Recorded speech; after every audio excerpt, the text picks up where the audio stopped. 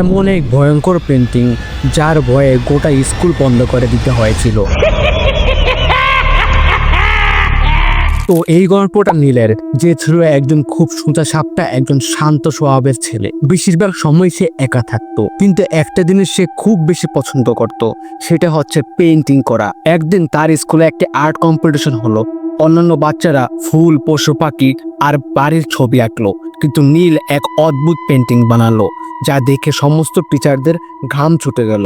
সে একটি মানুষের মুখ এঁকেছিল যেটি পুরোপুরি লাল রঙের। টিচাররা জিজ্ঞেস করায় নীল বলল এটা তার বন্ধুর মুখ। ও প্রত্যেক রাতে তার স্বপ্নে আসে আর আমাকে ওর ছবি আঁকার জন্য জোর করে। তার এই কথা শুনে টিচারদের মনে হলো যে হয়তো এটা তার ভয়ঙ্কর কল্পনা।